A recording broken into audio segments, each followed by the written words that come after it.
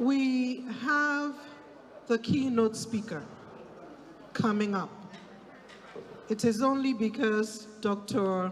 Ezekwesili had only 45 minutes in a whole day, and today is the day of our conference. We had to create time for her, and we're hoping to apologize to Professor Chidi Odinkalu, who actually gave up his spot just so that a lady can take that first spot.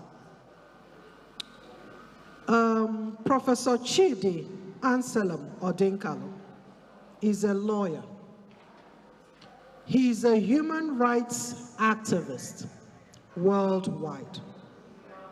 He is a writer. Amongst his publications are Building Bridges for Rights, Inter-Africa Initiatives in the Field of Human Rights, Justice Denied, Areas Courts in the northern states of Nigeria. He was the former chairman of Nigeria's National Human Rights Commission and was recently the senior team manager for the Africa program of Open Society Justice Initiative. Professor Odinkalu was born in Ihiala, Anambra, in 1968 and hails from Olu in Imo State. But more importantly, he has taken his human rights activist initiatives all over the world. Let me allow him to come in and speak to us through the virtual media. Professor Chidi Odinkalu. Please put your hands together.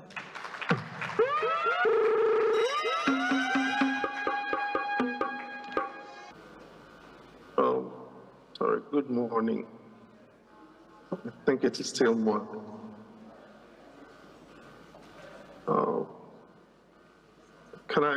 Let me please apologize. I must look a little hurried.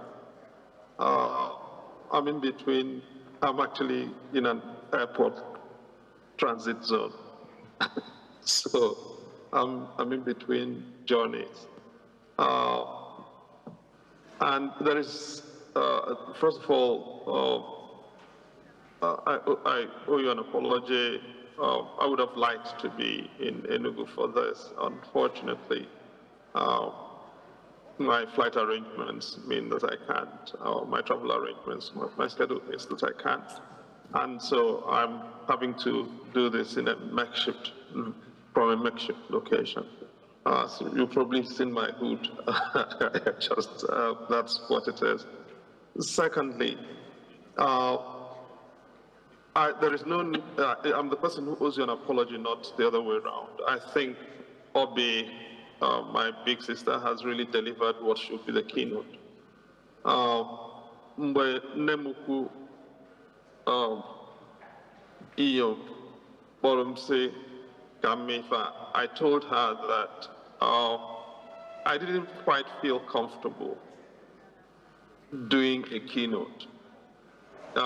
We've got extraordinarily talented women, informed, and you've just seen a masterful delivery on everything that we could possibly listen to. And I am totally unqualified to do a keynote. And I would hope that Obi's remarks are treated as the keynote. And actually what I'm here to do is to provide some solidarity. And it just happens that she's also, quite honestly, dealt with pretty much everything that I had desired to deal with. The question of a responsible state, participation and representation, addressing responsibility of institutions, the intergenerational dimension, and above all, the issue of how we build partnerships in making sure that the place of women in peace building, in Ala-Igbo works in particularly the current context that we have.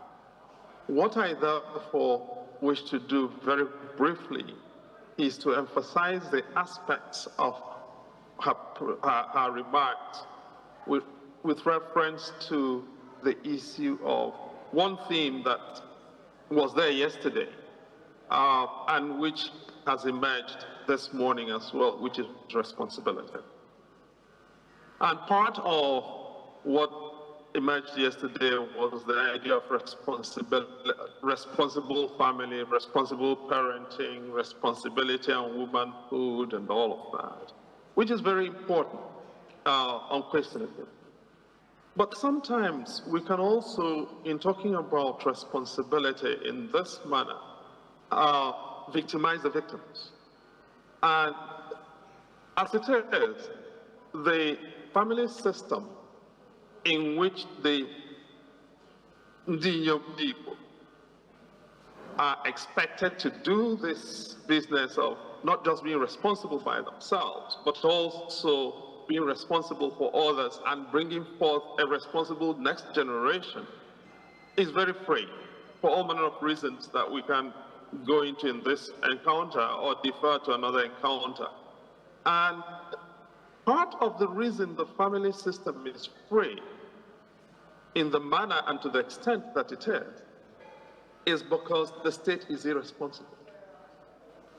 And as citizens, we cope with the irresponsibility of the state rather than demand that the state should meet its responsibilities, particularly in the Southeast, because our social formation is one that is built on egalitarianism, and our recent history, going back to the Civil War and its aftermath, is one that has accepted exclusion from the wider Nigerian compact as kosher. Essentially, what it's meant is that we've accepted the irresponsibility of the state as a given. And the people who have responsibility for the state sector in our parts, for the most part, with a few exceptions, have accepted that they're entitled to be irresponsible, to plunder our collective resources and deliver nothing with it.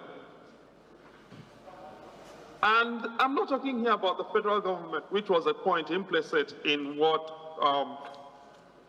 Professor Baji said yesterday. I'm not talking here about federal government. I'm talking about money and resources and assets managed by Ndi Igbo, for Ndi Igbo, na Ala-Igbo, whether it is state assets or assets for parliamentarians or local government, which are supposed to be managed by us.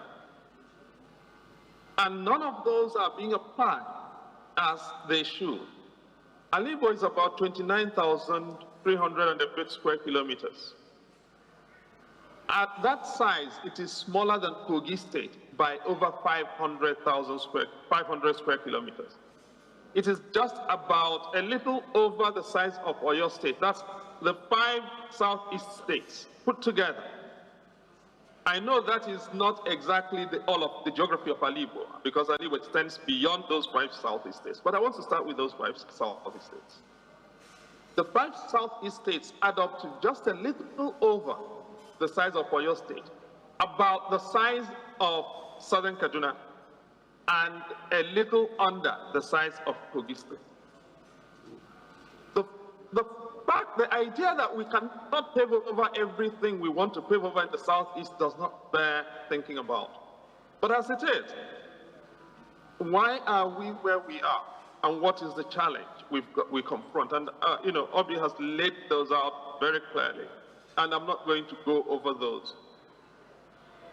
But we do have certain challenges with creating a responsible state, a state that thinks, a state that cares, a state that is involved in our lives. And the failure of a responsible state has created the irresponsible zones that we're talking about, irresponsible private zones. A state of impunity encouraged by the state, a state without consequences encouraged by the state, means that our private spaces are zones of formation, whether they be the faith zones of formation or family zones of formation or educational zones of formation or other social zones of formation, have failed in their roles because they are in danger. They're stretched beyond their capabilities. It means that people who are unfit are hired to be teachers, for instance. So no matter what you do as a mother at home, when your product goes to school, your product suffers, the child suffers. Why? Because the people who are teaching the child in school are unsuitable. So they're destroying the work you're doing. And we say, well, lines like, we focus too much when we gather, when women gather, we focus too much on what is a young woman wearing. But let me also be very explicit about this. Even professional sex workers deserve humanity. We can be very judgmental as a people. And when you see the way that our state sector and our people treat professional sex workers, you weep for our society. The rape that they face in law enforcement encounters, the abuse that they face economically, reflects a society that does not care about anybody. And if we cannot care about such people, you think that anyone will care about us? Nobody will care about us. But no, we want to victimize the victim because our morality is not equipped to hold to account the people whom we should hold to account, the politicians. Our morality does not speak truth to the politicians who have created the political ecosystem that endangers the young women and young girls and in our society. But it's not just the young. Our villages are now left to and abandoned to old people. Grandmothers find themselves all of a sudden looking after their grandchildren because the productive demographic in our society is exiled from the villages, exiled from the communities. And that is why the planting season is no longer fruitful. That is why we have a serious exposure to a food insecurity crisis. Why? Because the people who can work the land profitably are no longer there. Where have they gone to? And that's the core of what I really want to focus on. They've been driven away by bad government, by bad, irresponsible politics, which has descended into fratricidal violence. And that violence endangers, who does that violence endanger the most? The women of Igbo land. Ndi Inyom. And the problem with this, in the midst of this violence, the story that is not being told is its impact on the women of the Southeast. We hear this number of men have been killed, this number of police officers killed, that man abducted, that person killed, all male. As some of you may know, I currently lead the Truth, Justice, and Peace Commission. We're actually beginning, we've been doing a set of hearings, and there'll be hearings beginning sometime soon. And in that context, I've taken, I spend my waking hours on the current violence in the Southeast. The most frustrating thing is trying to find anything at all systematic on the impact of this violence on women. We've invited women's groups to meet with them and talk with them. We've gone to women's groups to meet with them and talk with them, and they're telling us about the skirts, why the skirts of young girls are short, and why they are showing their cleavages. What does that have to do with the state of violence affecting women? And in one particular case, I reminded the people involved that Reverend sisters are getting raped and they're wearing habits. So nobody can complain that the Reverend sisters are dressed irresponsibly. So it cannot surely be, and oh, by the way, in northern Nigeria, women in hijabs and niqab are also being raped. So this is not about what people are wearing. We've got a problem of violence that is destroying our communities and destroying Ndi Inyom Igbo. No more Ndi Igbo. And we have to have a coherent response. We have to have a coherent diagnosis.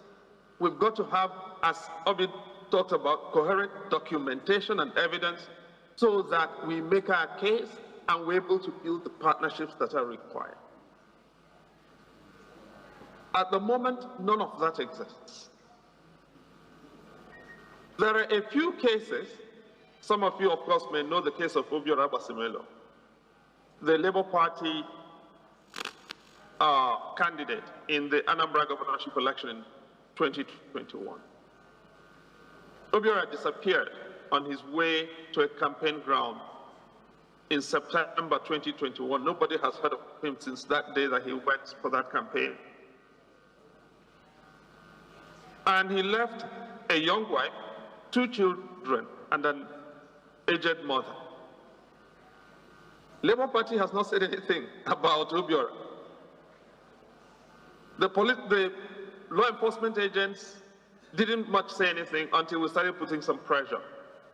Gratefully, the Attorney General of Anambra State has now taken steps to initiate some accountability against the people who were with Obiora on the day that he disappeared. But the case has just started at the High Court in, I believe, Nnewi. And it's going to be a while yet before we make progress on that. But every male victim leaves behind female relatives. And this is just one.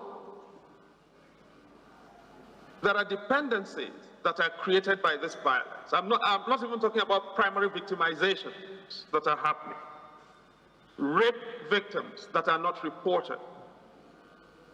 Murders of women that are not reported. Abduction of women that are not reported. Sexual slavery that we're only just beginning to discover. So Odumodu, who was killed in Anambra about 4 months ago, enslaved about 5 young girls, all of them under the age of 20, and was systematically raping them as he conducted his campaign of terror. He would finish, come home, and rape these young girls. He impregnated, I believe, 2 of them, and the rest he kept in a dungeon in his house. These girls are traumatized. They will need assistance to make sense of their lives thereafter. And they are traumatized not because he abducted them and kept them in this slavery. It was not about what they were wearing at the time he abducted them. He just abducted them. And in places like Osumo, young girls cannot go out anymore. In places like Osuhitukwa, Osumo in Anambra State, Osuhitukwa in Imo State, parts of Itenansa in Imo State, young girls are endangered if they were to go out. Old women cannot go to the farms. Going to the local stream has become an issue. On Sitat, how many women do we know have died because they could not get to hospital on Sitat home day? We will not count them as having been killed by the violence, but they died because of the violence. In a lot of communities, people no longer go to church. And as you well know, churches are more than just places of worship for women. Churches are also points of social contact and social support. They are outlets for expression, for leisure, for organizing. All in a lot of communities, if you go to Osumogu, for instance, nobody goes to church anymore. The churches are all shut down.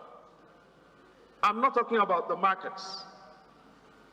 So, at the border between Imo State and Anambra State, there's a market called Ekotutu. Ekotutu is one of the biggest markets in the southeast. It has been destroyed. Many of our markets have been destroyed, and most of the people who work in these markets, who trade in the markets, are women. It is how they sustain themselves and sustain their families, pay for the school fees for their children while the men go out drinking and enjoying themselves. And without access to the markets, or without markets that work, what happens? We create dependencies amongst women. And it becomes impossible for many of them to be able to service the basic needs of life, from their health, to nutrition, to personal hygiene and sanitation, to personal autonomy, decision-making, to the well-being of their children. All of those things are sacrificed. I'm not even talking about dignity. No, am I talking about the fact that in some cases, even the money that people from the diaspora send is of no use because people have money, but they don't have any place that they can buy anything from.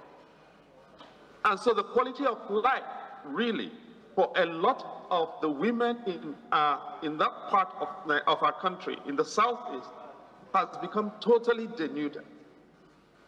Now, I currently teach at the Fletcher School of Law and Diplomacy in Boston, and I've got a set of young women who are interested in this thing. All of them, none of them comes from Nigeria, none of them comes from Africa. One of them is in this meeting. Her name is Rachel Greenwood. She's listening in on this conversation. And they're interested in looking at this from the point of view of gender and conflict. And I'm asking, where are Omuwai Ndi Igbo? Not Ndi Inyom Ndi Igbo, just young girls, young women, young academics, young researchers, young activists, young policy people. Because this is the story of our situation.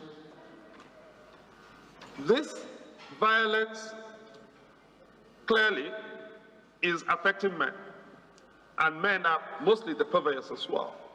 But this violence is destroying the sustainability of the Igbo race. I could go on, because when you kill up all of these men, who will the young girls marry? You tell them not to go and have extramarital affairs. But the men whom they are going to marry have been killed off, abducted, destroyed, ruined. What happens therefore? You will change the moral ecosystem of the society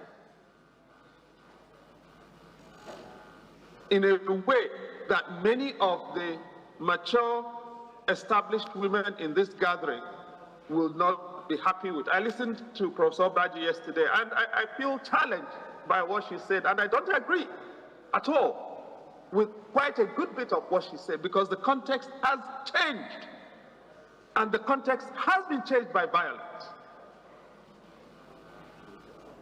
A lot of young women no longer have male mates with whom they can have relationships from their peer group, because they have all been chased away from the neighborhoods in which they could develop healthy relationships.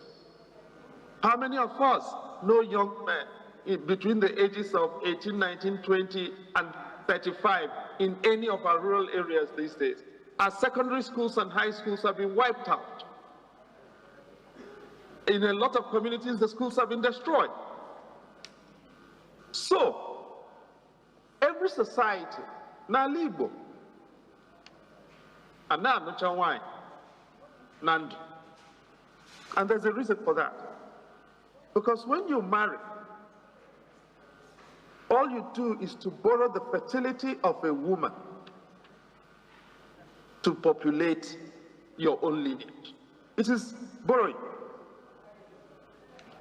It is only when she dies and completes her mission that you complete that marriage and acquire the rights with which you can then proceed to funeral rites in your neighborhood. Otherwise, historically, Umunaya can come and collect her body if you have not fully fulfilled the rites at her death.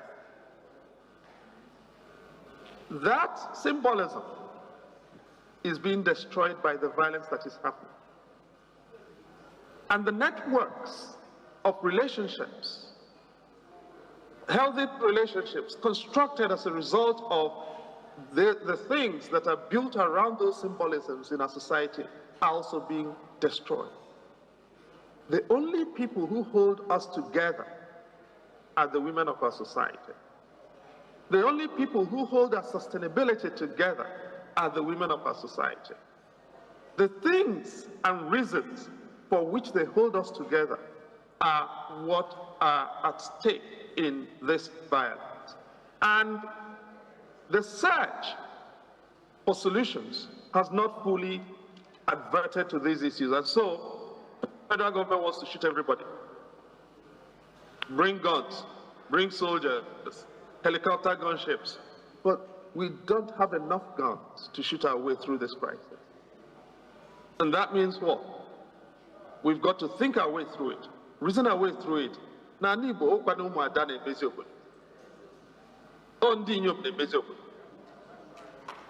the question, therefore, that Obi poses, which is the nature of our partnerships, becomes very important.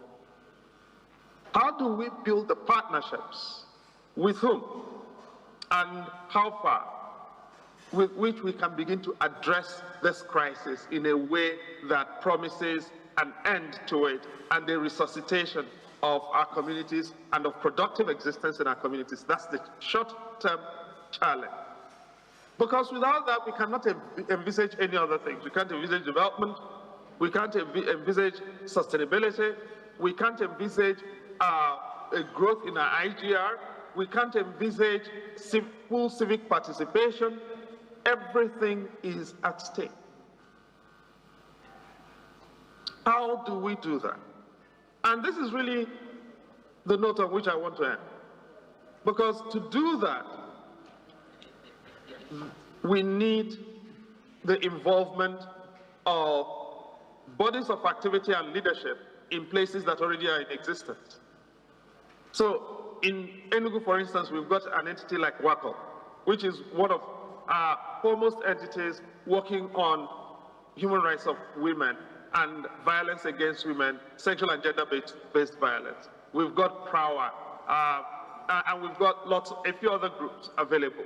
Can we create a coalition of groups working on women and issues affecting women to examine in minute detail the impacts, a diagnostic of the violence focusing on women? I'm happy to help with raising money. I'm happy to leverage in additional resources and expertise. But this is serious.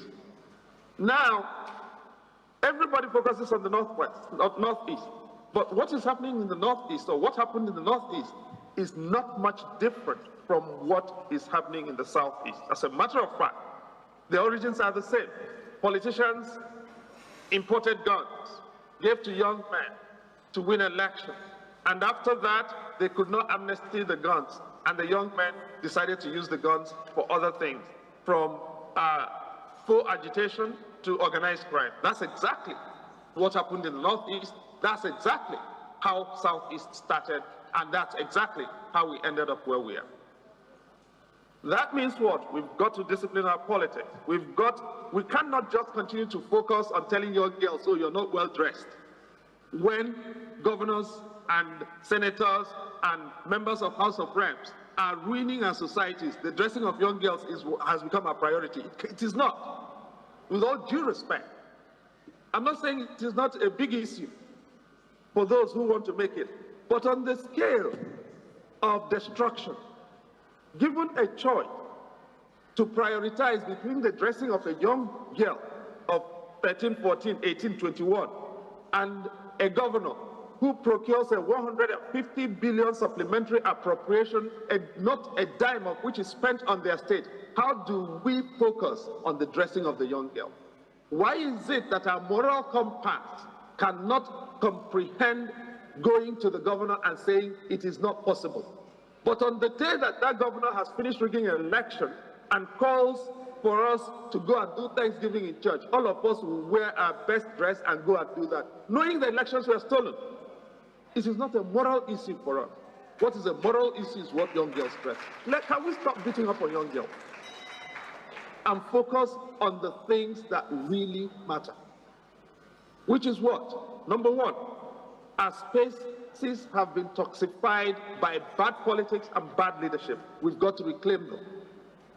Number two, violence is destroying our communities and destroying the agencies of women and creating dependencies amongst women and a public health crisis amongst women. We've got to get involved in solving that problem. Number three, the diagnostics of this violence and the reporting and documentation and evidence-basing of it is not at all being addressed. Can we begin to focus on that? And if we can, number four, addressing 1, 2, 3, can we begin to try and figure out the kinds of partnerships needed to begin reconstruction with a plan that focuses on re-energizing the economic capacities of women in the southeast of Nigeria, because that exactly is what is going to rebuild our societies. If we focus on that, we'll begin to rebuild our markets. We'll begin to rebuild our schools. We'll begin to rebuild our hospitals. And if we focus on addressing these three things, it means we've got to make leadership work. Because leadership that does not begin to rebuild our markets, our hospitals, our schools, will not be able to enable the women to go back to the farms. And if we cannot go to the farms, we'll become dependent on others, otherwise we will die of hunger. The food security crisis becomes real. Really, all I'm trying to do is a call to action and hopefully adding a little bit to the program that my sister Obi put on the table. And in closing, let me just say again, thank you to Inyom and the team that's put this together.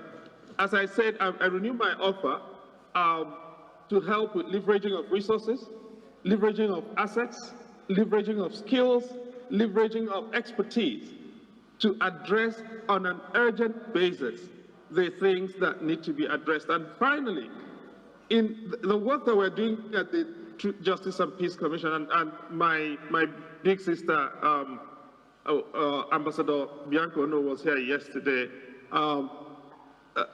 In the work that we're doing, we would like to make sure, because the report is going to all the state governors of the Southeast as well as the federal government when eventually we finish the work, which is likely to happen in the first quarter of next year.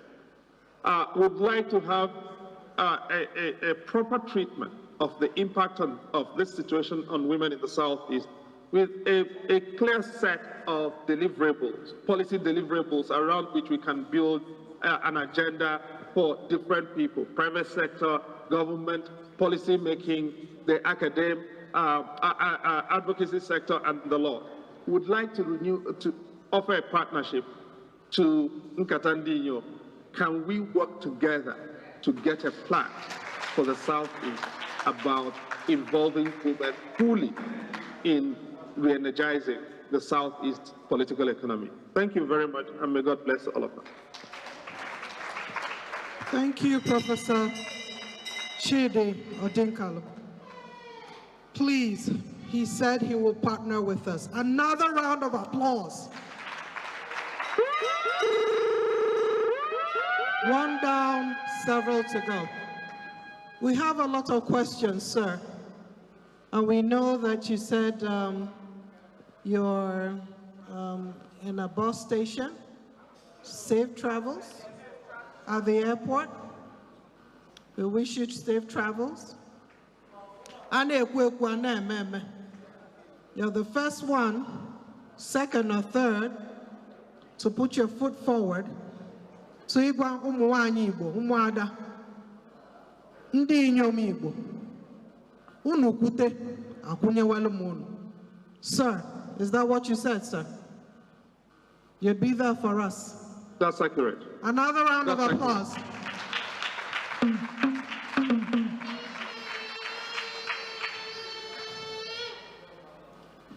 We have a few questions. And I know as a professor, you're not scared of questions. Who's going first?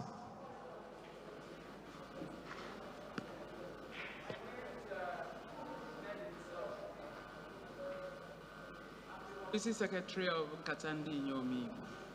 I'm a journalist. Okay. My name is Nedinso Gaziechi. I'm a journalist. I'm the Publicity Secretary of Nkata Ndi Inyom. Professor Odinkalu, I've admired you from afar, and I appreciate your work, both nationally, and I love your depth and your international intellectual contributions to our development. I thank you for this very beautiful contribution. I thank you because if you look around, you see we don't have many men here, especially the political actors in Ala-Igbo. We deliberately chose to come to Enugu because we wanted to come home to talk to our people. But sadly, and it's always the case, as a journalist, I know how very aloofish we find some of our politicians. They are very inaccessible, very egoistic, crassly chauvinistic, and that is where the problem is.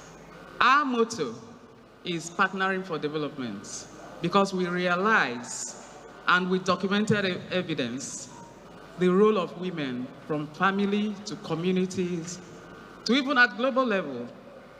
We have 15 women that won the Nobel Peace Prize. It's because of something. And I love that you're very detailed in your delivery about statistics of what women go through. In reference to what Professor Chinua Obaji was saying yesterday, we are not emphasizing dressing. I don't think that's what she means. She was just saying that is one of the problems we have these days. But coming to the documentations you're talking about, we know all this. We know how women are impacted. About a month ago, I went to Imo State for a burial, and I had to pass through Anambra Airport because I couldn't pass through Imo Airport because of the distance, because of insecurity. I know how we were holed up in a house, despite the kind of security that was invested in by people who had lost their mother. They had to invest because they were scared for their guests and for themselves. So, I love that you're a band and that you're making these contributions. But the basic problem we have is that we can and we do hold our politicians to account. But when it comes to numbers, the women, and sometimes I blame some of the few women that are in politics. Most times, like I tell some of them, it doesn't take 1 million women to make a change. You just need one woman. Rosa Parks was one woman who just sat down, and she made a difference. But what we have now, like you're telling us to hold our leaders to account, how do we do that? Once I had met the senator representing my community, and I went up to him and said, I greeted him, introduced myself, and told him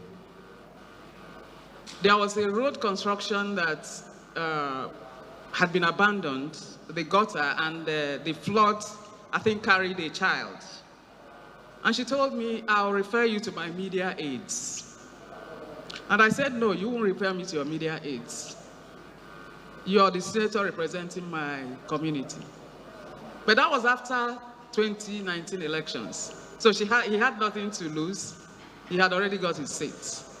So what do? I can only write.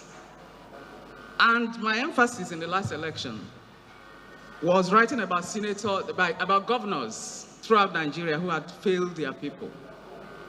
And I celebrated the fact that 7 or 8 of them lost elections to go to the Senate.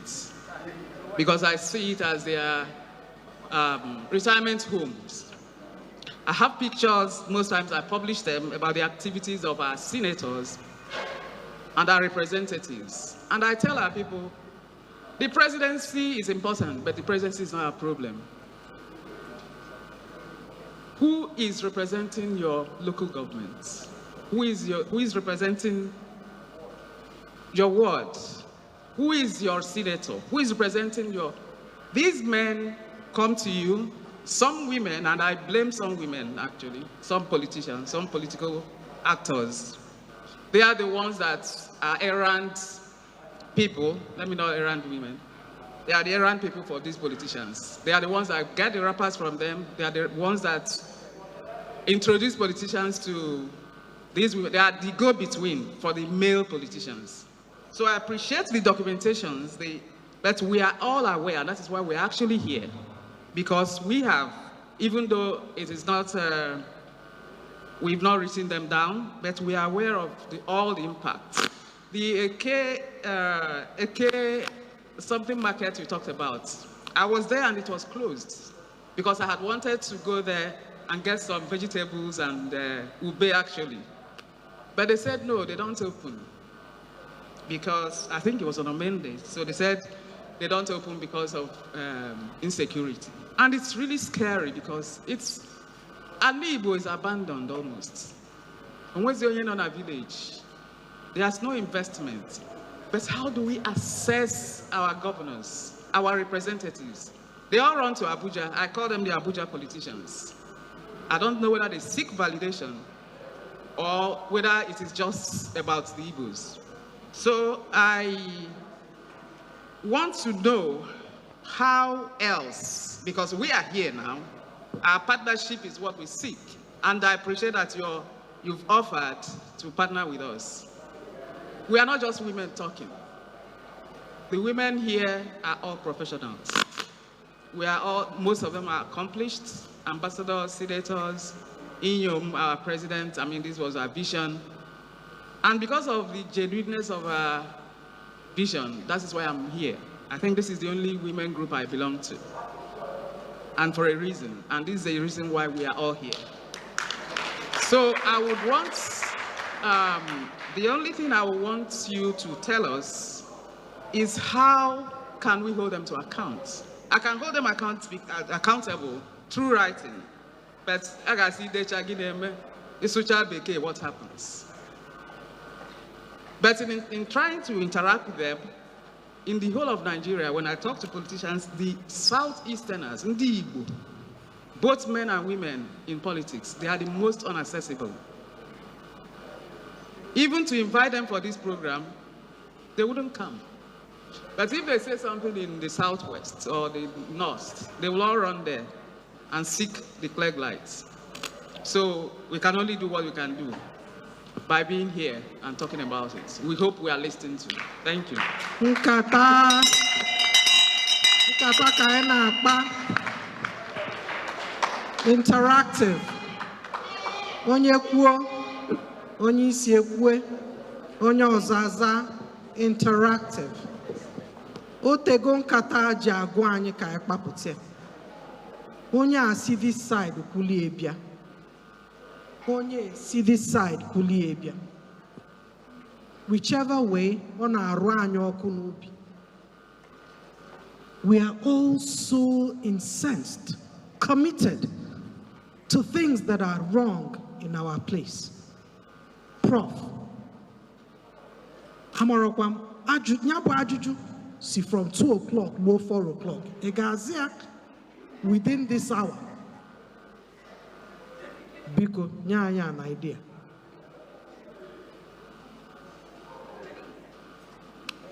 You didn't hear me? Oh, thank you very much. Nadine, so that's a brilliant name, by the way. Hello, do you hear me?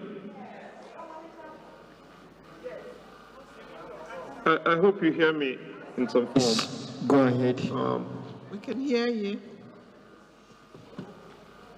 Okay, thank you. Thank you very much. Now, no, I just said the name is a brilliant name, Nadine So. And the point is very well made. But look, can we set a target? Next year, we can actually, within the next 6 months, why can't we launch a report that how many women have been killed in this violence in the Southeast? How many women have died as a result? Do we have an epidemiological investigation of the numbers affected by this violence in the Southeast of women? We don't.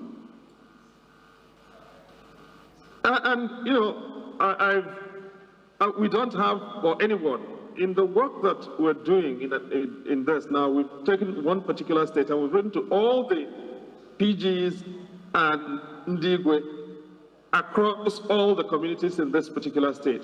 Give us the details of Ndi Bukuregu, Ndi Aborapo, Ndi Atorato, Ndi Aborapo, Ndi Ana Rosi in your communities.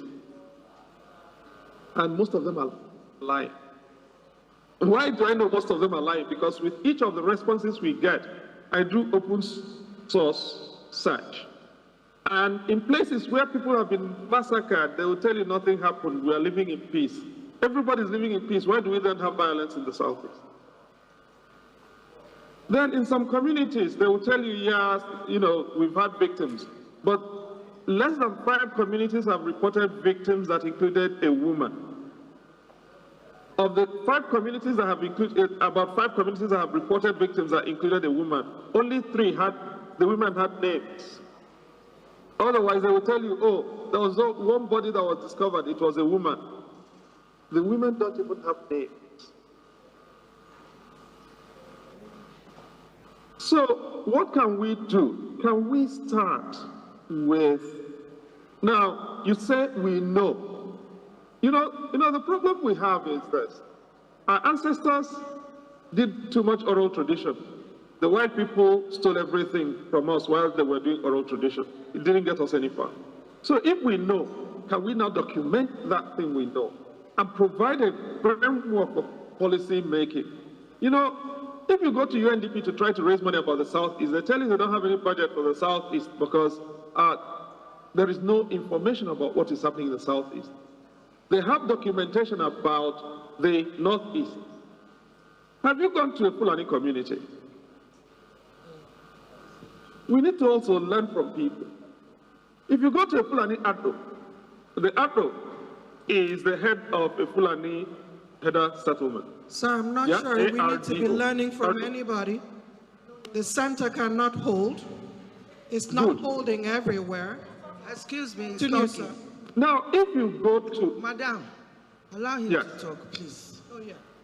Please. Hello? Go ahead, sir. Sorry. Now, please, sorry. If you go to an Addo, they will tell you, we lost this number of cattle. They have documentation for the cattle they lost with pictures. This number of our people have been killed. Because I've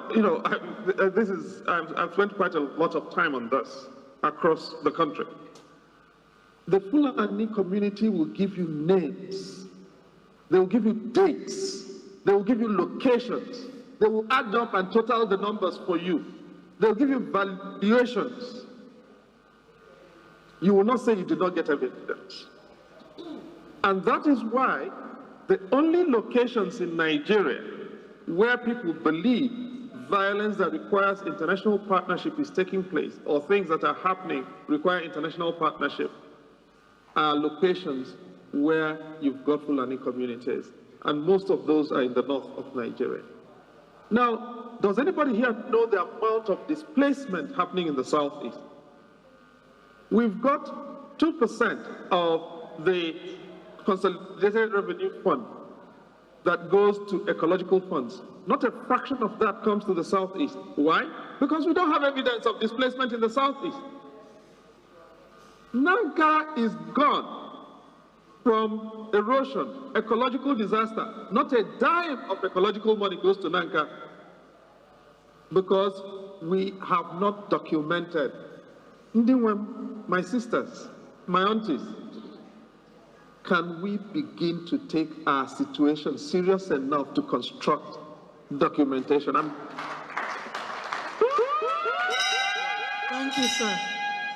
Area. Thank you, and sir. Working with her skills and her infrastructure. Me, I'm happy to be her research assistant, and I'm happy to recruit other research assistants, and she can provide leadership in this. Let us leverage assets and alter this, make this work. That's the proposal. I'm sorry to be name checking her, but she's here. And I again went for that.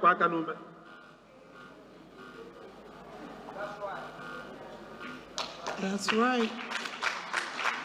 Prof. Thank you, sir. Prof, Dalu Rinne. Dalu.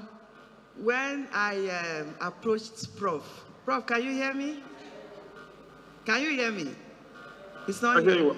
Okay, you can hear. Yes, ma'am. So when I approached Prof and asked him to, give us a keynote, he said, he reported himself. So I want to, he reported himself here. He said that there are women that he cannot even step in their shoes. I should find a woman to do it. We were to have it in September. Prof dodged, and we moved it to October. Prof wanted to dodge. He said he's traveling. I said we will catch you on the road. Today we have caught him at the airport, and Prof has given us a keynote, because I know we have women who can give us, who can do. But I also know, that was why, because Prof said we have women, we got another woman, NOB, to give another keynote. So this is a unique conference that has two keynote speakers. NOB gave us the keynote for yesterday, and Prof is giving us the keynote for today. The reason why I called Prof is that Prof is fearless. We are going into Aga Uche, Aga brain. Prof has the brain, and Prof has the courage. He's not afraid to speak truth to power or to anybody.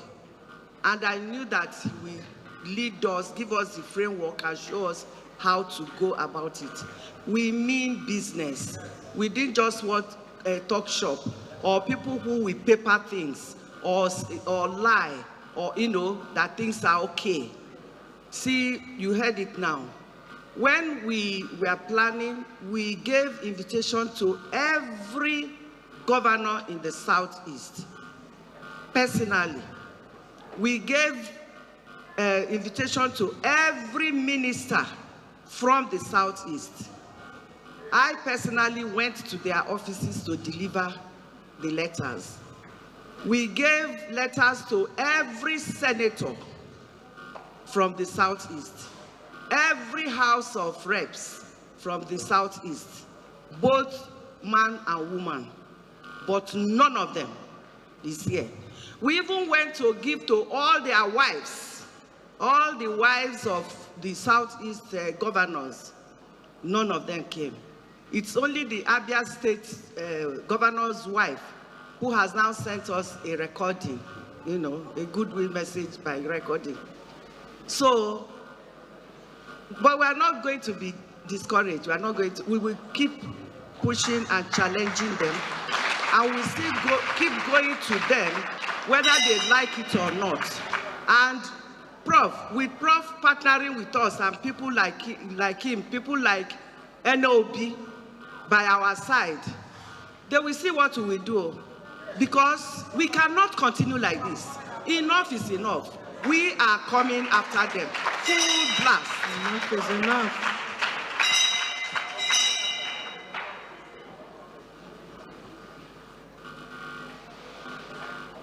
So, Prof, thank you very much. God will continue to guide you, give you safe journey. You will be going Nudo, in Jesus' name. Amen.